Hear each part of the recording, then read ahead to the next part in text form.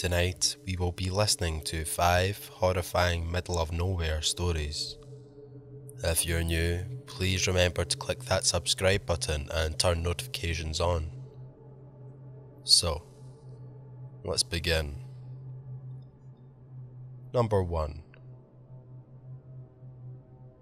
When we first moved in here, I kept thinking I'd hear someone walking in the house while I was alone. It's a flood zone, so the house is on stilts and you can hear footsteps when anyone walks across the floor. Of course, this is Texas, so I just grabbed my handgun and go and see if someone had come in.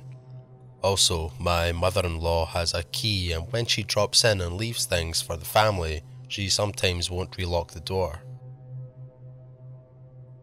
I kept feeling like I was going to walk into a room and someone would be there. Just feeling oddly watched all day for a few days.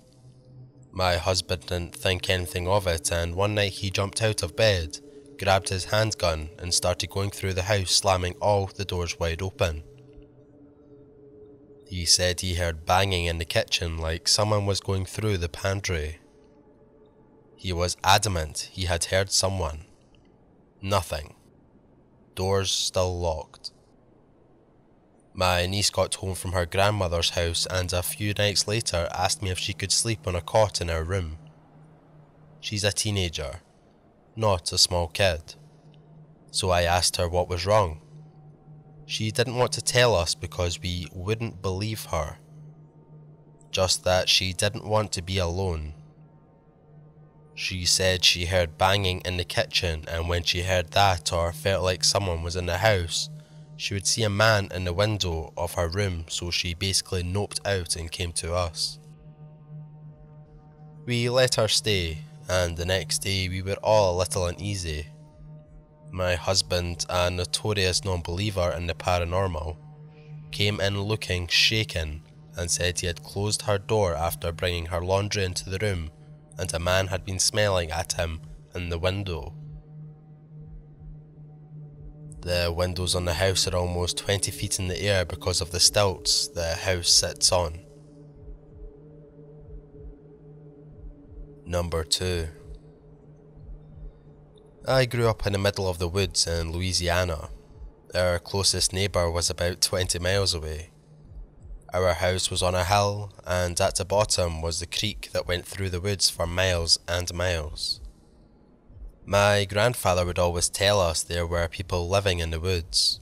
Crazy, inbred folks on some "the hills have eyes" shit. But I always assumed he was just trying to creep us out. So one night when I was like 8 years old, I sat in the living room watching Pearl Harbor. My father comes into the living room and tells me not to move. That he heard footsteps and the back door slam shut on his way to the bathroom. He thinks someone was in the house, and that he scared them off when he walked down the hallway to the bathroom. So he leaves the house, leaving the front door wide open, which scared the shit out of me. I paused the movie and just listened to silence for a couple of minutes, and of course the guy is still inside. I'm staring out of the doorway to the living room and see the top of a head peek around the corner. A head with a white sheet over it, cut and tied at the neck. I'm paralysed, and even if I wanted to run, there would be nowhere to go but towards this creepy-ass dude. He just stares at me for what feels like forever before he leaves towards the back of the house. The back door slams again. I just sit there and start crying until my father comes back inside. My dad tells me that as he rounded the corner to the back of the house, he caught the guy leaving out the back door. The guy sees my dad and books it down the hill. Then there's a gunshot. According to my father, my grandfather had been sitting on the porch next door and saw the guy walking toward our house. So he grabbed his gun, got back outside in time to see the guy running down the hill, and shot the dude in the leg. The guy fell, then got back up again before my grandfather could take another shot, and disappeared into the woods. By the time the cops show up, he is gone. They search but can't find the guy.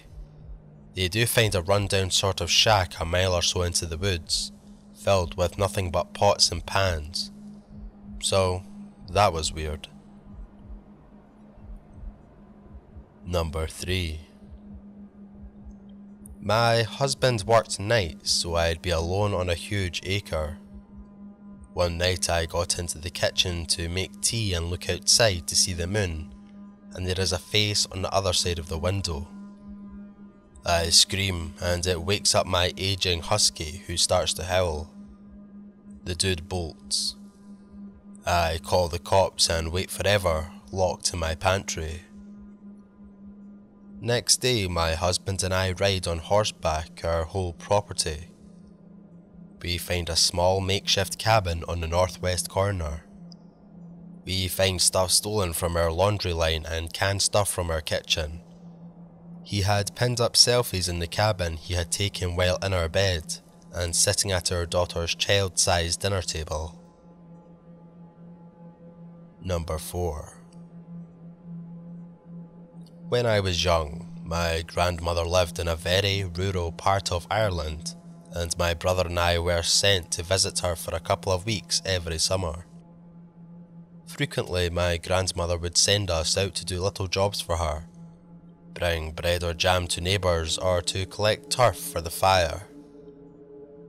One summer's day, she gave me a loaf of bread and sent me to a house about 3 or 4 miles away. The laneway to the house was narrow and lined by thick hedges, and as I was walking, I became aware of a man within the hedge who was watching me and walking the laneway with me. I was extremely frightened and ran the rest of the way.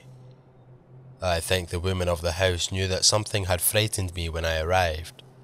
She made me tea and sandwiches with my grandmother's bread and let me stay and play with her dog until her eldest son got back, so he could drive me back to my grandmother's house. Thanks, miss. I still don't know who it was that was watching and following me or how long they had been doing so before I had noticed. Number 5. So I live in a very heavily wooded area. This is a place where the closest town is 7 miles away, and it's only got about 100 people in it. So my family and the few neighbours we have are very secluded. Anyway, when I was about 12ish, I was sitting on my front porch eating mac and cheese because it was a nice day out. While I'm eating, I noticed something sort of strange in the woods in front of our house. I had sat on my front porch so many times that I was used to how the view looked, so I immediately noticed that the view looked different. Probably about 150 feet in front of our house was a giant black mass. At first I thought it may be a black bear, as they are fairly common here. Being the adventurous kid I was, I went to investigate. As I got close to it, I could see that it was actually a giant burnt black stump, root wad and all. It had been totally scorched, so the entire thing was pitch black, and it was massive. It easily weighed 200 pounds. This was strange, as we didn't cut down any trees lately, and we certainly hadn't burned any stumps. I showed my mum, and she was equally as confused, but just kind of brushed it off. After school the next day, I went to check on it again with my dogs, but when I got to the spot, it was gone. A giant 200-pound stump had just vanished, and there was no drag marks or anything. So, that will do it for our middle of nowhere stories. If you enjoyed, please be sure to click that like button and let me know what you thought, and if you would like to hear more like this.